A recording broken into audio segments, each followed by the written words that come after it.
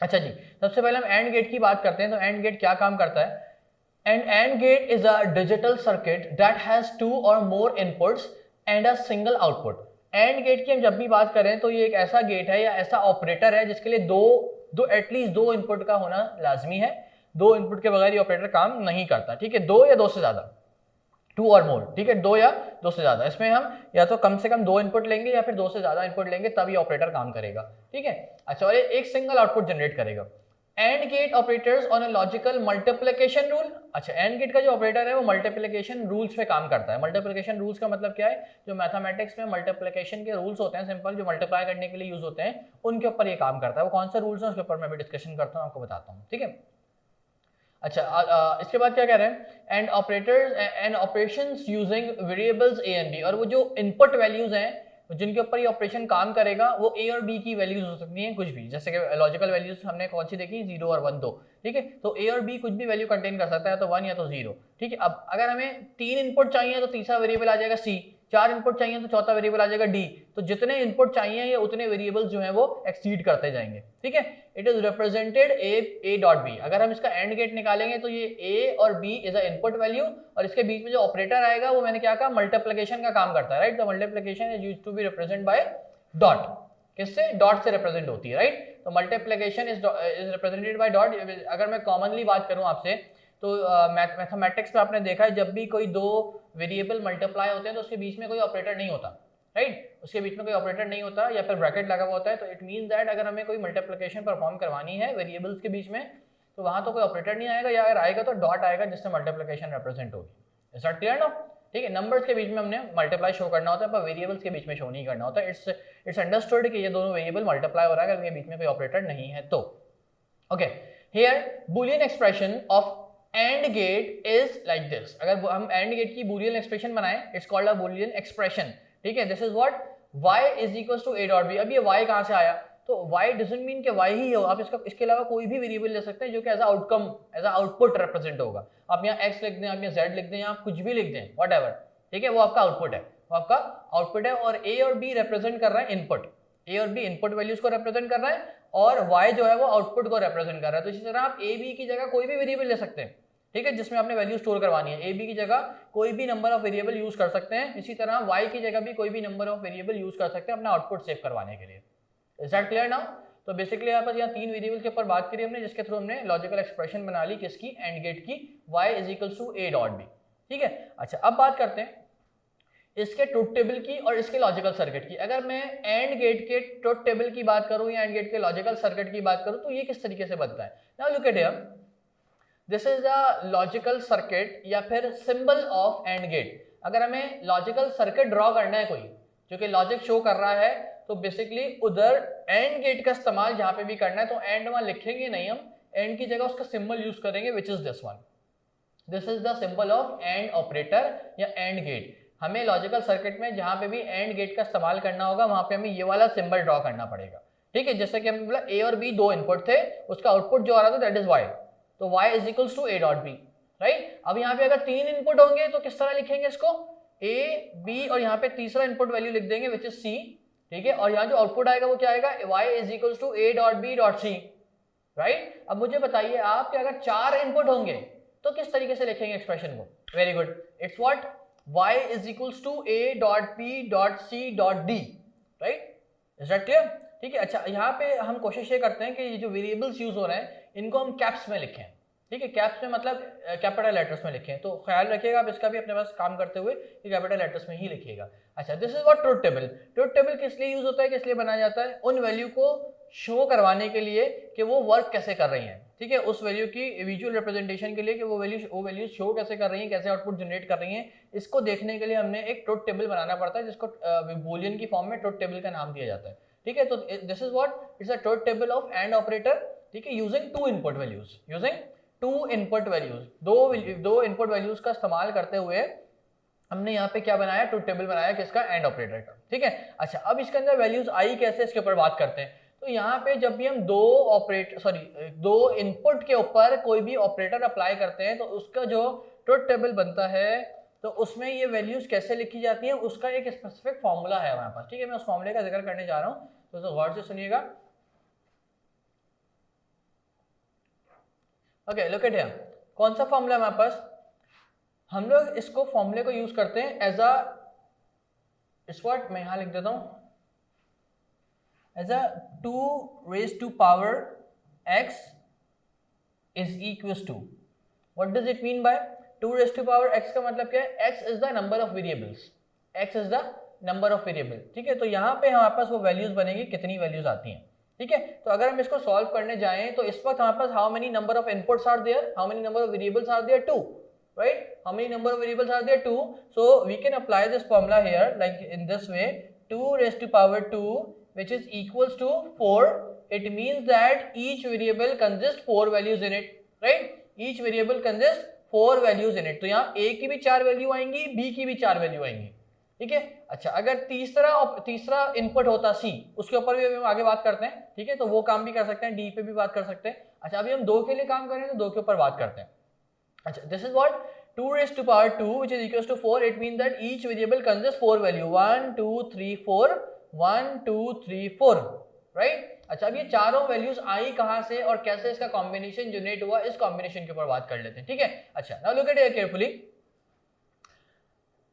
अब ये जो कॉम्बिनेशन है ना, ये इस तरीके से बनते हैं कि कोई भी कॉम्बिनेशन रिपीट ना हो, ठीक है। As we can see here 0 of 0, 0 of 1, 1 of 0, 1 of 1, कोई भी कॉम्बिनेशन रिपीट नहीं हो रहा, ठीक है। पर इसको बनाए कैसे, what is the shortcut we have to create these type of combinations, ठीक है। जब ऑब्वियसली जब 3 वेरिएबल यूज होंगे, 4 वेरिएबल यूज होंगे तो कॉम्बिनेशन तो बढ़ जाएंगे। तो इसको बनाने का आसान तरीका क्या है कि अगर तो हमने फॉर्मूले के अकॉर्डिंगली वैल्यू निकाली है विच इज 4, ठीक है, विच इज 4, तो हम पहले ये देखेंगे 4 का हाफ क्या होता है, 4 का हाफ क्या होता है, 2 होता है, ठीक है। तो पहले वेरिएबल की जो वैल्यू होंगी उसमें 2 0 आएंगे, 2 1 आएंगे, Are you getting my point? ठीक है, 4 का हाफ 2 होता है, तो इसका मतलब है 2 0 2 1, स्टार्ट 0 से ही करते हैं, हमेशा स्टार्ट 0 से ही करते हैं, 2 0 2 1। अब उस 2 का हाफ क्या होता है, विच इज 1, विच इज 1, तो अब 1 0 और 1, 1 0 और 1, 1 0 1 1, 1 0 1 1, ये बात समझ आई थोड़ी सी।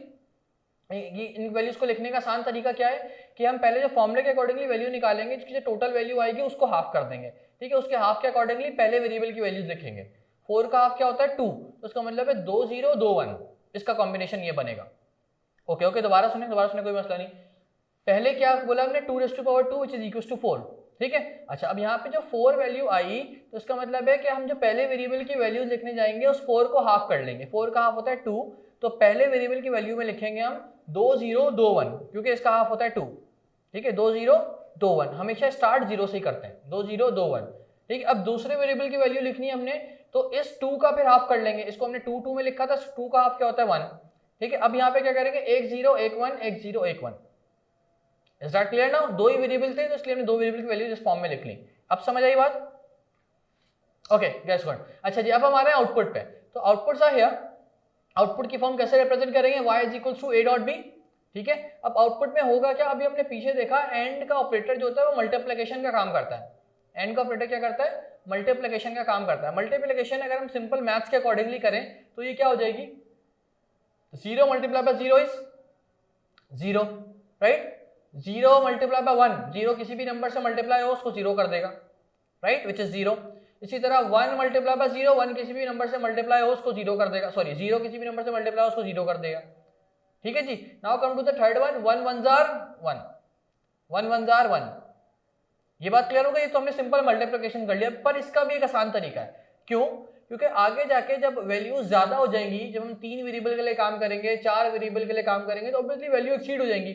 जब वैल्यूज एक्सीड हो जाएंगी तो वहां पे किस ऑब्वियसली 4 वैल्यूज होंगी, तो चारों को मल्टीप्लाई करना है, इसको इससे मल्टीप्लाई करो, इसको इससे, तो वो थोड़ा सा कॉम्प्लिकेटेड हो जाएगा हमारे लिए। तो उसके लिए आसान तरीका ये है हमारे पास कि हम ये देखते हैं कि दोनों वैल्यू मल्टीप्लिकेशन करते हुए हम ये देखते हैं कि अगर दोनों वैल्यूज में से एक वैल्यू भी 0 आ गई तो आउटपुट 0।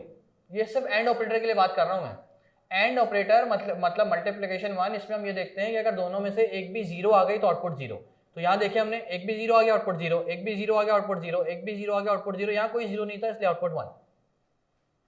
हाँ जी, is that clear, this is the easiest procedure, okay that's very good. अच्छा अब वाहिबा आपने मुझे करके दिखाना है 3 वेरिएबल्स का ट्रुथ टेबल, 3 वेरिएबल्स का ट्रुथ टेबल बनाना है, तो ठीक है, तो उसके ऊपर बात करते हैं।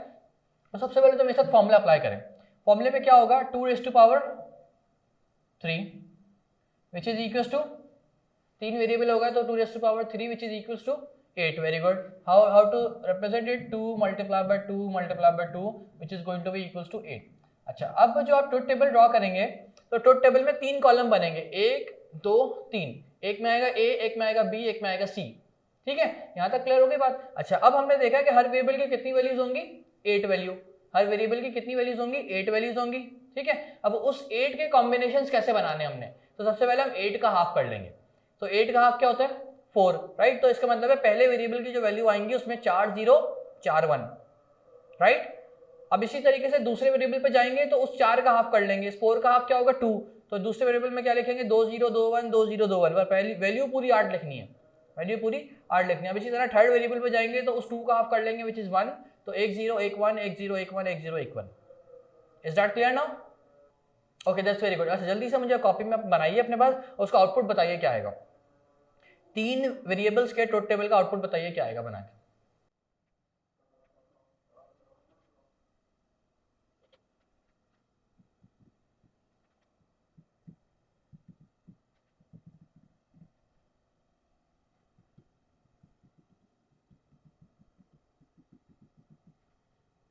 ओके, माय बट वैल्यूज इसी तरीके से लिखी थी आपने भी. ठीक है. अच्छा, अब आपने आउटपुट मुझे बता दिया क्या आया है. सर लास्ट में 1 आएगा, बाकी सब में 0 आएगा क्योंकि सब में 0 आ रहा है लास्ट में. वेरी गुड, जबरदस्त. चलिए अब एक बार हम मेरे साथ भी सॉल्व करके देख लें इसको. देखो हमने क्या कहा था, एक में भी 0 आ जाए आउटपुट 0. तो देखो यहाँ पहली वैल्यूज में 0 आ गया, ऑब्वियसली आउटपुट 0. तो यहाँ पे भी 0 आ गया, आउटपुट 0. तीसरे वाले में भी 0 आ गया तो आउटपुट 0. चौथे वाले में भी 0 आ गया है तो आउटपुट 0. ये पांचवी वैल्यूज में भी 0 आ गया, 6 में भी आ गया, 7 में भी आ गया. इसका मतलब है पांचवी भी 0, 6 भी 0, 7 भी 0 और लास्ट में सारे 1s हैं तो आउटपुट वुड बी 1. ऐसे ही किया. ओके, दैट्स वेरी गुड, जबरदस्त. ठीक है जी, इसका मतलब है 3 वेरिएबल का ट्रुथ टेबल आपको बनाना आ गया. अच्छा, मुझे बताइए कि तीन इनपुट या 3 वेरिएबल्स की बात करें हम तो इसका ये लॉजिकल सर्किट कैसे बनेगा. Here we will just add C over here. हम यहाँ पे सिर्फ C ऐड कर देंगे. तो अगर हम इसको ड्रॉ करें तो ये कुछ इस तरीके का बनेगा. Here A, here B और C. That's it.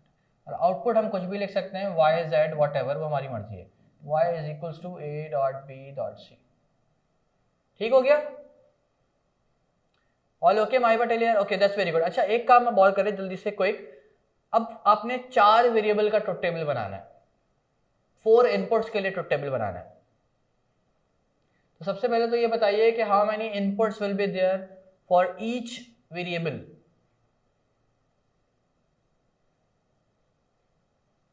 Sixteen. Very good, very good. 16 को जब हम स्प्लिट करेंगे तो पहले वाले वेरिएबल के लिए कितने 0 आएंगे, कितने 1 आएंगे, 8 8. दूसरे वाले के लिए 4, तीसरे वाले के लिए 2 और चौथे वाले के लिए 1. जबरदस्त. चलिए जल्दी से ड्रॉ कर ले और मुझे उसका आउटपुट बताएं, आउटपुट क्या आएगा. ठीक है माई बात, जबरदस्त. सिर्फ लास्ट में 1 आएगा, बाकी सब 0 होंगे. Okay, that's very good. ठीक है, इसका मतलब है you are clear till here. ठीक है, अब हम आगे बढ़ते हैं. एंड वाला ऑपरेटर हमारा क्लियर हो गया है. अब हम और ऑपरेटर पे आते हैं. ठीक है, तो सेकंड वन इज और. अच्छा, अब एंड के लिए इन्होंने कुछ पॉइंट लिखा हुआ है. क्या, truth table of and gate using 2 input variable A B is output would be 0 y. If any input is 0 then output y become 0. ठीक है, वही बात जो मैंने कही थी कि एक इनपुट भी अगर 0 हो गया तो आउटपुट आपका 0 आएगा. इफ ऑल इनपुट्स आर 1 तो आउटपुट 1 आएगा. ठीक हो गया. ये तो एंड हमारा यहाँ वाइंड अप हो गया. अब हम आते हैं ये इस truth table for and operator for the three variables. ये आउटपुट आया था आपका. ठीक है, यही था. ठीक है जी. अब इसी तरीके से इसका जो लॉजिकल है वो ये आ गया. इसी तरह आपने 4 का भी कर लिया, पर 4 वाला हमारे कोर्स में नहीं है, हमारा 3 तक ही है.